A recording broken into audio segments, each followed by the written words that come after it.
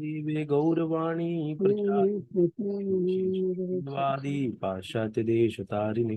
जय श्री कृष्ण चैतन्य प्रभु नित्यानंद, श्री अद्वैत गदाधर शिवासादि गौर भक्त वृंद। हरे कृष्णा हरे कृष्णा कृष्ण कृष्ण कृष्ण हरे हरे हरे राम हरे राम श्री राम राम। राम राम राम हरे हरे। जय श्री प्रभुपाद की जय, अनंत कोटि जय वैष्णव की जय। जय। हरे कृष्ण, स्वागत है सभी का। हरे, थोड़ा म्यूट कर दे रहा हूँ मैं।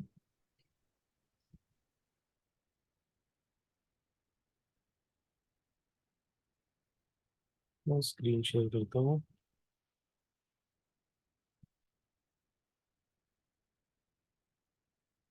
हम लोग आज पढ़ने वाले हैं श्लोक संख्या 53, अध्याय 2, श्रीमद् भगवद गीता, श्लोक संख्या 53।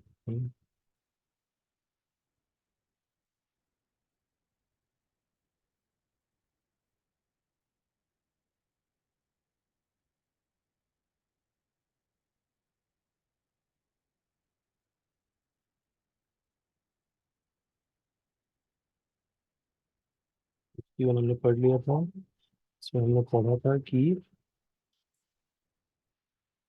इस तरह भगवत भक्ति में लगे रहकर बड़े बड़े ऋषि मुनि अथवा भक्तगण अपने आप को इस भौतिक संसार में कर्म के फलों से मुक्त कर लेते हैं ना। इस तरह मतलब भगवान के लिए कर्म करना ना, भगवान की प्रसन्नता के लिए कार्य करना। इस प्रकार वे जन्म मृत्यु के चक्र से छूट जाते हैं और भगवान के पास जाकर उस अवस्था को प्राप्त करते हैं जो समस्त दुखों से परे है। ये हमने पढ़ा था पूरा।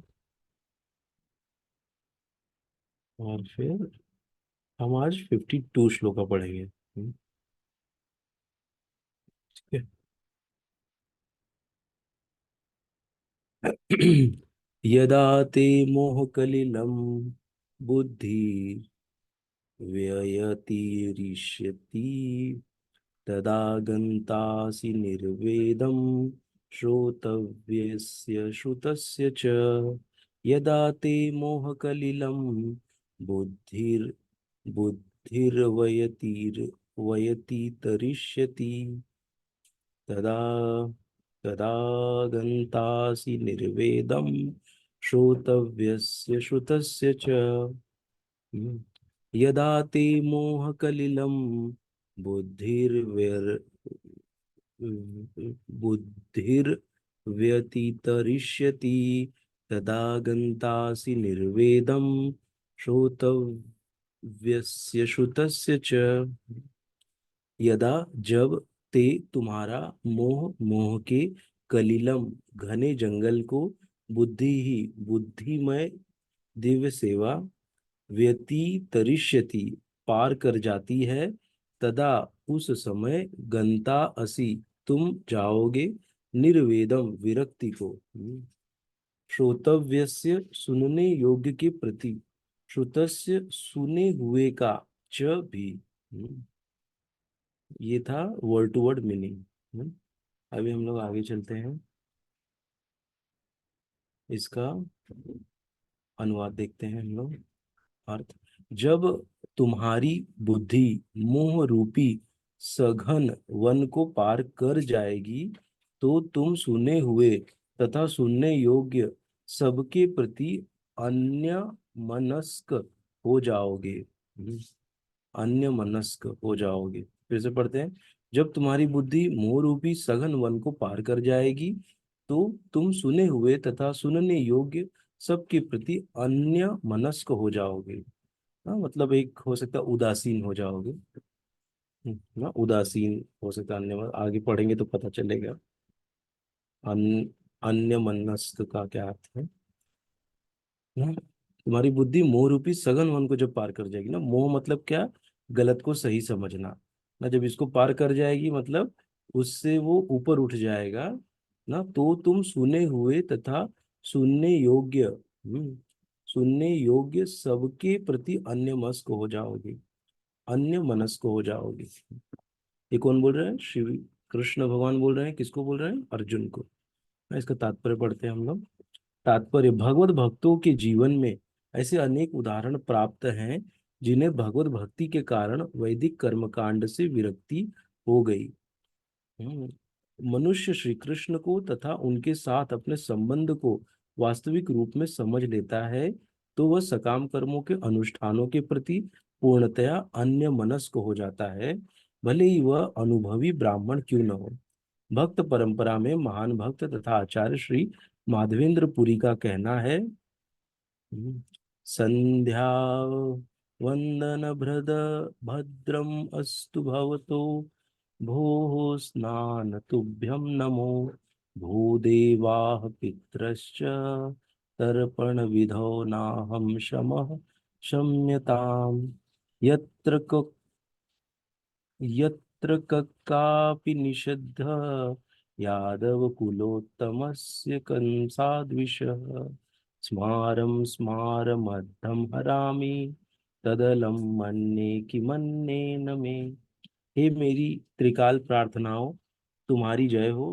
हे स्नान, तुम्हें प्रणाम है। हे देव पितृगण, अब मैं आप लोगों के लिए तर्पण करने में असमर्थ हूँ। अब तो जहां भी बैठता हूँ यादव कुलवंशी कंस के हंता श्री कृष्ण का ही स्मरण करता हूँ, और इस तरह मैं अपने पापमय बंधन से मुक्त हो सकता हूँ। मैं सोचता हूँ कि यही मेरे लिए पर्याप्त है। ना, ये कौन बोल रहे हैं? माधवेंद्र पुरी बात।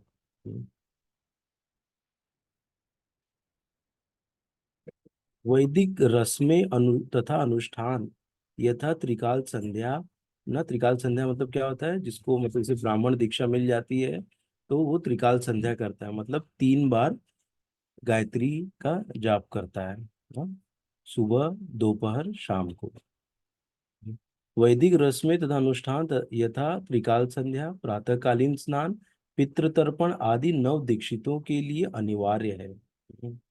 किंतु किंतु जब कोई पूर्णतया कृष्ण भावना भवित हो और कृष्ण की दिव्य प्रेमा भक्ति में लगा हो तो वह इन विधि विधानों के प्रति उदासीन हो सकता है। अन्य मन्यस्क उदासीन हो सकता है क्योंकि उसे पहले ही सिद्धि प्राप्त हो चुकी होती है। यदि कोई परमेश्वर कृष्ण की सेवा करके ज्ञान को प्राप्त होता है तो उसे शास्त्रों में वर्णित विभिन्न प्रकार की तपस्याएं तथा यज्ञ करने की आवश्यकता नहीं रह जाती। फिर से पढ़ते हैं, यदि कोई परमेश्वर कृष्ण की सेवा करके ज्ञान को प्राप्त होता है तो उसे शास्त्रों में वर्णित विभिन्न प्रकार की तपस्याएं तथा यज्ञ करने की आवश्यकता नहीं रह जाती। इसी प्रकार जो यह नहीं समझता कि वेदों का उद्देश्य कृष्ण तक पहुंचना है और अपने आप को अनुष्ठानादि में व्यस्त रखता है, वह केवल अपना समय नष्ट करता है। ना क्यों? क्योंकि उसको अभी तक मतलब होता है ना कि अभी पता ही नहीं है, अभी तक ज्ञान मिला है लेकिन अभी तक पता ही नहीं कि कृष्ण भगवान है ना। तो वो क्या कर रहा है? अनुष्ठान कर रहा है कि कोई तो प्रसन्न होगा। कौन प्रसन्न होगा वो उसको पता ही नहीं है, इसीलिए अनुष्ठान करते जा रहा है। इसका मतलब ये नहीं कि वो सफल नहीं हो रहा है ना, लेकिन वो अभी तक पूर्ण तक नहीं पहुंचा है ना। वो प्रयास कर रहा है ना शुद्ध होने का और अनुष्ठान आदि करने के खुद को व्यस्त रख रहा है, लेकिन क्या हो रहा है कि समय वो नष्ट कर रहा है ना? जब तक हम डायरेक्ट भगवान से अगर कनेक्शन हमारा नहीं होता है तब तक हमारा मतलब हम भगवान के धाम तक नहीं जा पाएंगे। हाँ, जब हमको भगवान के साथ हम कनेक्ट हो गए और भगवान का बोलते ना सेवा जब चालू कर दिए तब हमारा जाना तय होगा। हाँ, मतलब क्या है कि तब हम कृष्ण के धाम में जा सकते। नहीं तो क्या होगा कि हम लोग कर रहे हैं, हो सकता है आधे में छूटेगा, फिर से हमको मनुष्य जन्म दिया जाएगा, फिर हम अच्छे घर में पैदा होंगे जहाँ पे हमको बचपन से ही श्रीमद् भगवत गीता और भागवतम ये सब मिल जाएंगे। फिर हम लोग वो करके ना अगर इस जन्म में हम नहीं जा पाए तो हाँ मतलब हमारा नुकसान नहीं होगा कोई। अगर हम लोग ये कृष्ण से नहीं जुड़े हैं तो नुकसान होगा हमारा कि हम अभी तक कृष्ण से मिले ही नहीं है, तो पता नहीं आगे और कितने जन्म लेने पड़ेंगे जिसके बाद हमको भक्ति मिलेगी। ऐसा है। इसीलिए थोड़ा ज्ञान भी हमको अर्जित करना है, तो कैसा ज्ञान अर्जित करना है? कृष्ण की सेवा करके ज्ञान को जो प्राप्त होता है ना ज्ञान। इसलिए कहा, यदि कोई परमेश्वर कृष्ण की सेवा करके ज्ञान को प्राप्त होता है तो उसे शास्त्र में वर्णित विभिन्न प्रकार की तपस्याएं तथा यज्ञ करने की कोई आवश्यकता नहीं रह जाती। इसी प्रकार जो यह नहीं जानता समझता कि वेदों का उद्देश्य कृष्ण तक पहुंचना है और अपने आप को अनुष्ठान आदि में व्यस्त रखता है, और केवल अपना समय नष्ट करता है। कृष्ण भावना भवित व्यक्ति शब्द ब्रह्म की सीमा या वेदों तथा उपनिषदों को की परिधि को भी लांघ जाता है ना। जो कृष्ण भावनाभूत होता है व्यक्ति, वो शब्द ब्रह्म की सीमा या वेदों तथा उपनिषदों के परिधि को भी लांघ जाता है। मतलब एक बार जब उसको कृष्ण भावना भवित हो गया ना, तो उसको शब्द मतलब शास्त्र और इसकी इसको ऐसे नहीं कि उसको बार बार अभी पढ़ने की जरूरत है, नहीं जरूरत है उसको। हाँ, वो अभी कृष्ण भावना भवित बन गया है। हम्म, और ये बहुत हायर स्टेज है ना। हम लोग क्या सोच रहे हैं कि आज हम लोग थोड़ा माला करने लग गए, थोड़ा शास्त्र पढ़ रहे, तो हमको लग रहा है हम कृष्ण भावना भवित बन गए। नहीं, हम लोग भी प्रोसेस में है कृष्ण भावना भवित बनने का। इसमें जो भी बताया गया है, ये किसके लिए बताया गया, जहां भी ये कृष्ण भावना भवित ये शब्द आ रहा है, ये उसके लिए आ रहा है जो पूर्णतया भगवान के लिए सब कुछ न्यौछावर कर दिया है ना। खुद को भी न्यौछावर कर दिया है, पूर्णतया वो भगवान की कार्य में लग गया है ना? ऐसा तो वो कृष्ण भावना भवित है। लेकिन हमारा कैसा भी चेतना, हम लोग थोड़ा कर रहे हैं, थोड़ा पीछे हट रहे हैं, थोड़ा कर रहे हैं ना, थोड़ा हम लोग यहाँ भी ध्यान दे रहे हैं, वहां भी ध्यान दे रहे हैं, और बार बार हमको भगवान का स्मरण भी नहीं आ रहा है ना, हम लोग स्ट्रगल कर रहे हैं ना? लेकिन ये जो है व्यक्ति जो कृष्ण भावना भवित है, वो निरंतर भगवान का चिंतन स्मरण करते ही रह रहा है।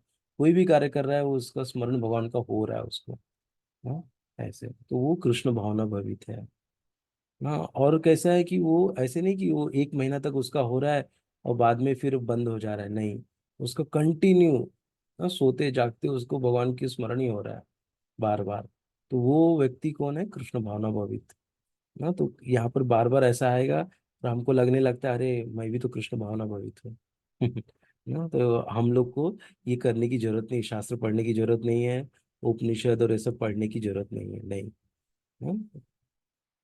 सेवा करने की हमको जरूरत नहीं है, ऐसा हमको लगने लगता है। या हमको अपने पूर्वजों को तर्पण देने की जरूरत नहीं है ना। क्यों? क्योंकि मैं तो कृष्ण भावना भवित हो गया हूँ।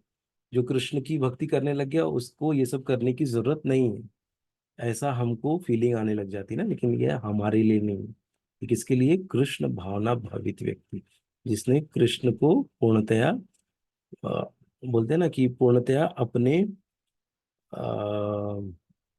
पूर्णतया कृष्ण को समझ गया, अपने चंगुल में ले लिया जिसने कृष्ण को ना, वो है कृष्ण भावना भवित ना। कि अब कृष्ण को वो जो बोल रहा है कृष्ण वो कर रहे हैं, ऐसा ना। मतलब भगवान ऐसे है कि भगवान भक्त के गुलाम हो जाते हैं ना? भक्त इतनी भक्ति करता है, ऐसा तो वो कृष्ण भावना भवित व्यक्ति है ना?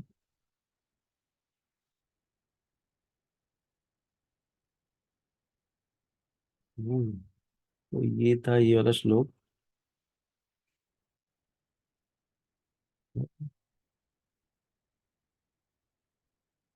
तुम्हारी बुद्धि जब मोह के सघन रूपी सघन वन को पार कर जाएगी, तो तुम्हें सुनने और सुनने योग्य सबके प्रति अन्यमनस्क हो जाओगे।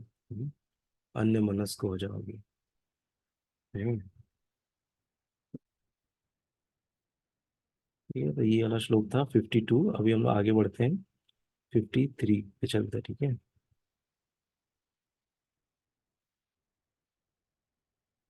हम्म।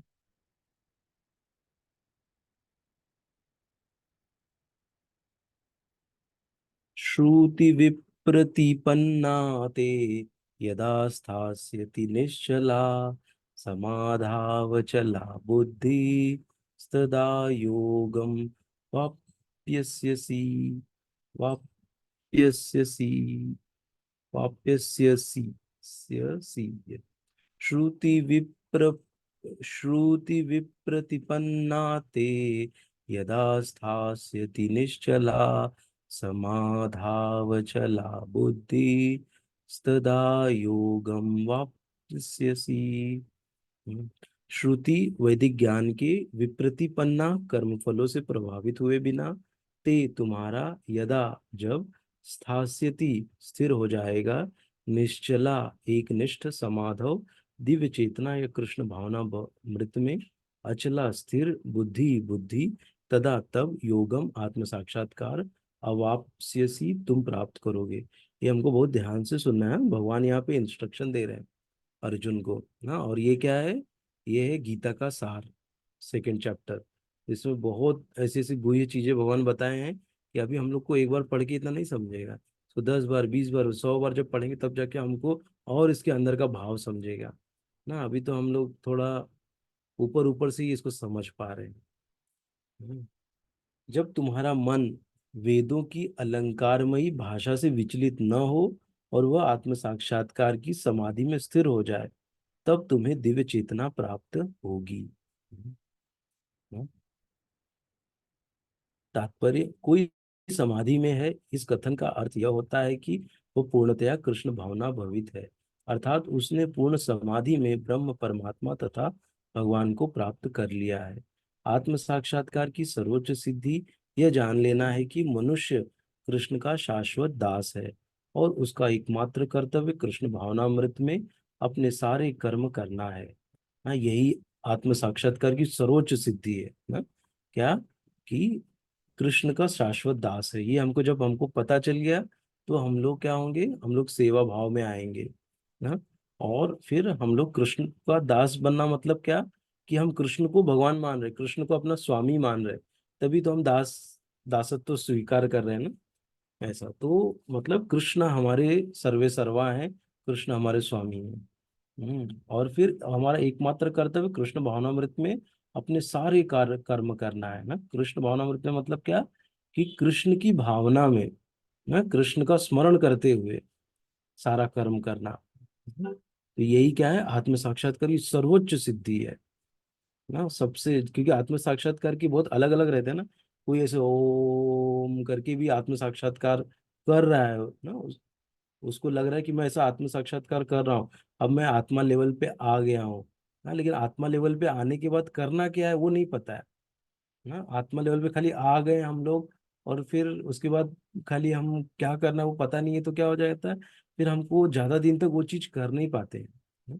लेकिन जब हम सेवा में रहते हैं तो हम लोग को बार बार एक अच्छी अनुभूति मिलते रहती है ना। कोई एक सेवा का संपादन किया, बहुत अच्छा लग रहा है ना। एक सेवा मतलब कृष्ण की प्रसन्नता के लिए सेवा करना, ना कि अपनी प्रसन्नता के लिए, तब हमको हमेशा आनंद मिलते रहेगा। ऐसे तो इसीलिए इसको कहा। फिर कृष्ण भावना भवित व्यक्ति या भगवान के एकनिष्ठ भक्त को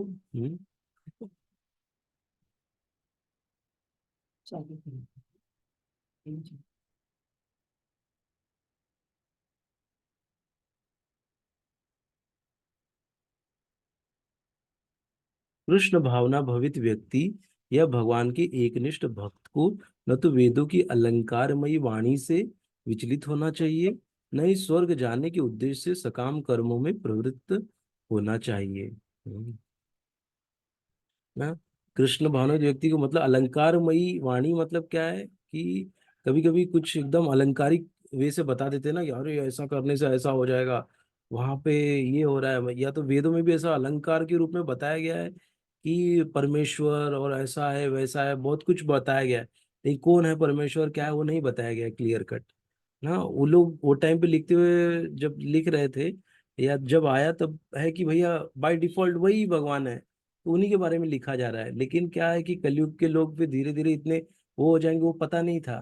तो इसीलिए वहां पे अलंकारमयी से वो भटक ना जाए, मतलब सही रास्ते से भटक ना जाए, मतलब कि कृष्ण से कहीं दूर ना चला जाए।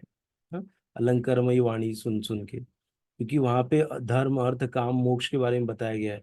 तो एकदम कैसे धर्म करना चाहिए, कर्म कैसा करना चाहिए, मोक्ष क्या है ना, ऐसा बहुत कुछ ऐसा दिया, तो वहां पे वो भटक ना जाए, विचलित ना हो जाए। और न ही स्वर्ग जाने के उद्देश्य से सकाम कर्मों में प्रवृत्त, क्योंकि हो सकता है कि उसको बार बार स्वर्ग के बारे में बताया गया है, तो अगर जो चीज कोई व्यक्ति सुनेगा तो उसी से आकर्षित हो जाता है ना। तो किसी को अगर स्वर्ग के बारे में बार बार सुनेगा बैठ के प्रवचन में, कि स्वर्ग इतना है, स्वर्ग में ये है, स्वर्ग में सुंदर सुंदर अप्सराएं हैं, वहां पे अलग अलग टाइप के पेय मिलते हैं ना, ऐसा सोच के तो एक रहेगा अरे वाह, तो वहां पे जाना चाहिए, वहां भी मिलेगा ना, तो व्यक्ति उसके लिए वो काम करना चालू कर देगा। तो वही सकाम कर्म उसी को कहा गया है कि अपने लिए, फिर वो भगवान अपने जन्म मृत्यु का चक्र, भगवान, ये सबको भूल जाएगा। इसीलिए कह रहे हैं कि कृष्ण भावनाविद व्यक्ति या भगवान के एक निष्ठ भक्त को न तो वेदों के अलंकारमयी वाणी से विचलित होना चाहिए, न ही स्वर्ग जाने के उद्देश्य से सकाम कर्म में प्रवृत्त होना चाहिए। ना, सकाम कर्म मतलब क्या कि सकाम कर्म और निष्काम कर्म ना दो होते हैं। सकाम कर्म मतलब कि अपने फायदे के लिए किया जाने वाला कर्म, ना जिसमें मेरा फायदा हो रहा है, वो सकाम कर्म है। और निष्काम मतलब क्या कि मुझे कुछ नहीं चाहिए, मुझे ना इसका लाभ चाहिए ना कुछ नहीं चाहिए, वो तो वो निष्काम कर्म में आता है ना। और फिर धीरे से उसको अगर भगवान से जोड़ देते हैं तो भगवान की प्रसन्नता के लिए किया जाने वाला कर्म। ऐसा तो ये है सकाम और निष्काम कर्म। कृष्ण भावनामृत में मनुष्य कृष्ण के सानिध्य में रहता है और कृष्ण से प्राप्त सारे आदेश उस दिव्य अवस्था में समझे जा सकते हैं। ऐसे कार्यों के परिणाम स्वरूप निश्चयात्मक ज्ञान की प्राप्ति निश्चित है। उसे कृष्ण या उनके प्रतिनिधि गुरु की आज्ञाओं का पालन मात्र करना होगा। हम्म, तभी ये ज्ञान प्रकट होगा ना। जो कोई कृष्ण के या उनके प्रतिनिधि जो कृष्ण को रिप्रेजेंट कर रहा है, अगर उसकी आज्ञा का जब पालन करेंगे तब हमको अच्छे से कृष्ण भावना प्राप्त होगी। इसलिए कहा जाता है ना, जो भक्ति है ना वो किसी न किसी के अंडर में करनी चाहिए। हाँ, नहीं तो एकांकी भक्ति उत्पात मचाती है। इसलिए अकेले भक्ति नहीं करना है। भक्ति आओ, संग में आओ, डिस्कस करो, बात करो, तब करो भक्ति ना। अकेले अगर बैठ के हम लोग भक्ति करेंगे तो वो उत्पात मचाएगी। हम्म, सही गलत क्या हमको नहीं समझेगा। हम्म, ऐसे इसीलिए भक्ति को किसी न किसी के अंडर में रह के करना चाहिए और भक्तों के संग में करना चाहिए। तो हमको सब पता चलता है फिर हमको। नहीं तो फिर हम लोग क्या हो जाएगा कि हमारी किसी ने प्रशंसा कर दी तो हम उस प्रशंसा के, बोलते हैं ना, पीछे भागने लग जाएंगे और खुद को बहुत भारी समझने लग जाएंगे। हाँ? जैसे मैंने ये तिलक लगा के रखा है ना, तो सब लोग मुझे क्या बोले, अरे हरे कृष्णा, राधे राधे। हाँ, ऐसा सबके मुख से निकल आएगा देखते ही। वो क्या मुझे देख के नहीं बोल रहे, वो ये जो तिलक लगाया हो, जो कंठी पहना हो, इसीलिए उसको बोल रहे हो। हाँ? मैं कृष्ण का भक्त हूँ, वो जान के वो बोल रहे, ना कि मैं तिलक लगाया हूँ तो मुझे बोल रहे, नहीं। हाँ, तो ये चीज को थोड़ा हमको दोनों को अलग रख के चलना है। नहीं तो हम क्या सोचेंगे, अरे ये तो मेरे को प्रणाम कर रहा है, मैं भारी बन गया हूँ ना, मैं एकदम अच्छे से बोल रहा हूँ तो इसलिए मेरे को ये लोग सब लोग बोल रहे हैं। हाँ, ऐसी भावना हमारे अंदर आ गई तो हमारा फिर पूरा सर्वनाश हो गया। हाँ, तो इसीलिए क्या है, भगवान, भगवान की कृपा है। ये भगवान का जो चिन्ह लगाए हो उसके वजह से वो देख के सब लोग हरे कृष्णा राधे राधे बोल रहे हैं। ये होना चाहिए हमारा। हाँ, ना, और किसी न किसी के अंडर में रह के हमको भक्ति करनी चाहिए ना। इससे क्या होगा, हम किसी के अंडर में रहेंगे तो इसका, हाँ, इसका फायदा क्या है ना, अगर हम बोल रहा हूँ कि किसी के अंडर में रह के भक्ति करना, तो इसका अर्थ क्या हो गया कि अगर हम किसी के अंडर में रह के भक्ति करते हैं तो क्या होता है कि हमको अपने ऊपर अभिमान नहीं आता कि मैं कर रहा हूँ, ये मैंने ऐसे डिसाइड किया करने का, इसलिए ऐसा हो रहा है ना, ये मैंने डिसीजन लिया इसका, नहीं। मैंने डिसीजन कैसे लिया, उनकी कृपा से, उनके आशीर्वाद से, उन्होंने मुझे बोला ऐसा करने के लिए, इसलिए मैं ये सेवा कर रहा हूँ ना, तो उसमें मेरा नहीं आएगा। इसलिए कहते हैं कि किसी ना किसी के अंडर में हमको सेवा करना चाहिए या सेवा लेना चाहिए। और वो कैसा होना चाहिए, वो कृष्ण का रिप्रेजेंटेटिव होना चाहिए ना, वो भी श्रृंखला में कनेक्टेड होना चाहिए। ऐसे नहीं कि वो कहीं, वो भी बिखरा पड़ा है और हम उसका वो ले रहे हैं, मार्गदर्शन ले रहे हैं, लेकिन वो डिसकनेक्टेड है, तो हम भी कनेक्ट नहीं हो पाएंगे ना। वो कनेक्टेड होना चाहिए भगवान से। भगवान से कैसे कनेक्टेड होगा, भगवान के भक्त, गुरु, गुरु के शिष्य, शिष्यों से वो कनेक्टेड है क्या ना, तब वहां से वो एनर्जी लाएगा, तब हमको एनर्जी उससे मिलेगी। ऐसे, जैसे कहते हैं ना, लाइट है, लाइट जो विद्युत प्रवाह हो रहा है, जब उसमें बल्ब डालेंगे तब जलेगा ना, जब बल्ब डालेंगे नहीं तो जलेगा कैसे। हाँ, तो कोई तो कनेक्शन होना चाहिए तब।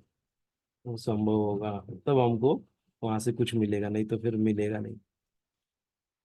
हाँ, तो ऐसे गुरु की हमको तलाश करनी चाहिए जो कनेक्टेड हो गए, हाँ, जो हमको अच्छा हमारा मार्गदर्शन करे, और जो थोड़ा मृदु हो। हाँ, मृदु मतलब जो थोड़ा एडजस्टेबल हो ना, वैसे मतलब जो हमारे को समझ सके, जो हमारी भावनाओं को समझे ना, ऐसे लोगों के साथ फिर हमको मिलना चाहिए।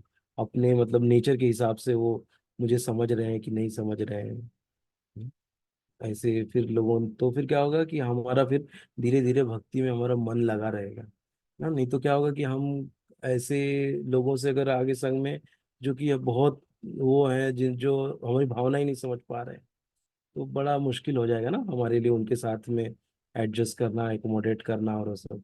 हम्म। इसीलिए हमको थोड़ा प्रयास करना चाहिए, और ये भी सब भगवान की कृपा से ही होता है।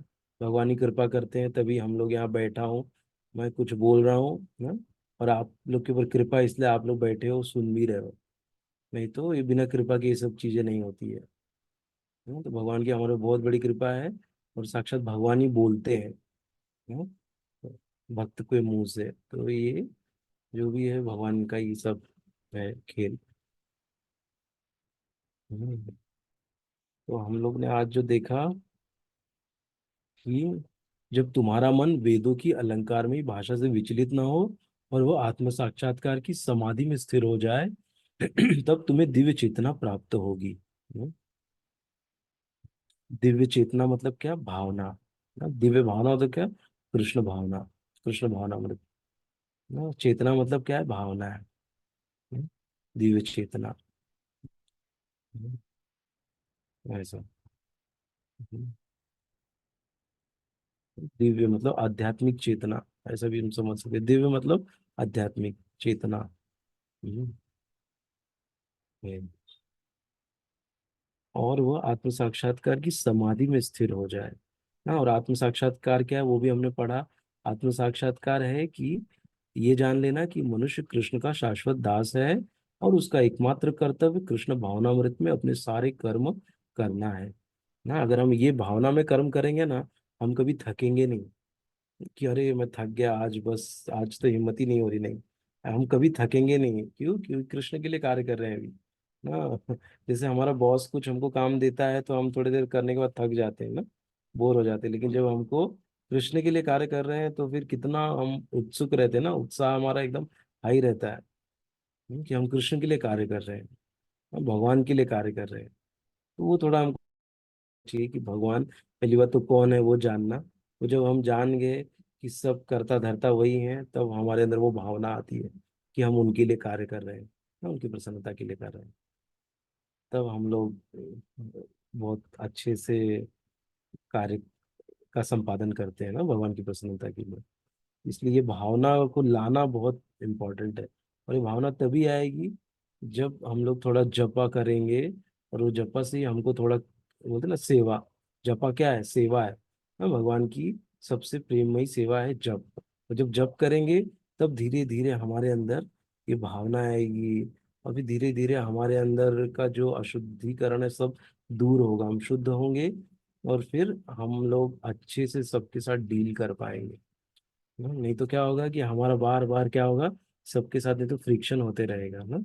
इसीलिए कहते हैं कि जब भी वैष्णव से मिलो तो एटलीस्ट आपका माला हो जाए, 16 माला हो जाए आप, तो आपसे कुछ गलती नहीं होगी। तो ऐसा है, इसीलिए थोड़ा प्रयास करना चाहिए कि हमको 16 माला जल्दी से जल्दी कर ले। तो फिर हम लोग की बुद्धि एक्चुअली सही रहेगी। नहीं तो हम लोग जिस जगह पे बैठे ना, वहाँ पे बुद्धि हमारी पल एक बार लगा रही है तो बहुत अच्छे हैं बोलेंगे उसके बारे में, दूसरे पल दूसरे दिन तीसरे दिन बोलेगा अरे ये तो सबसे खराब आदमी है। फिर चौथे पांचवें दिन भूल जाएंगे, बोलेंगे कि ये तो बहुत अच्छा है ना। तो हमारी बुद्धि क्या हो रही है? फ्लक्चुएट हो रही, बार बार चेंज हो रही। किसी के प्रति हम लोग अच्छा भावना ले लेते हैं, फिर तुरंत 2 दिन के बाद बुरा हो जाता है, फिर अच्छा होता है। तो ऐसा हो रहा है ना। ये इसलिए एक्चुअली होता है कि थोड़ा हमारा माला ये सब परफेक्ट नहीं है ना। और हम लोग उसको शरीर के रूप से या उसको भौतिक दृष्टि से उसको देख रहे हैं। हाँ, तो इसके लिए हमको जब हम लोग आध्यात्मिकता में आगे बढ़ रहे हैं तो सबको कौन सा चश्मा लगाओ? आध्यात्मिक चश्मा लगा के देखो ना, आध्यात्मिक दृष्टिकोण से उसको देखो ना। तब हम लोग सही से उसको देख पाएंगे, नहीं तो फिर हमको सब गड़बड़ दिखेगा। जहाँ ज्यादा बोलूंगा तो पूरा कंफ्यूज कर दूंगा।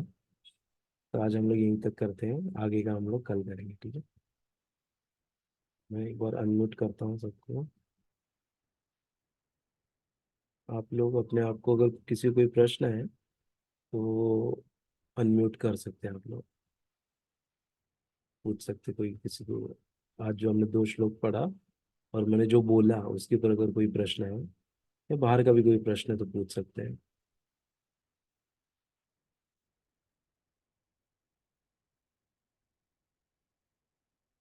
निकिता माता जी,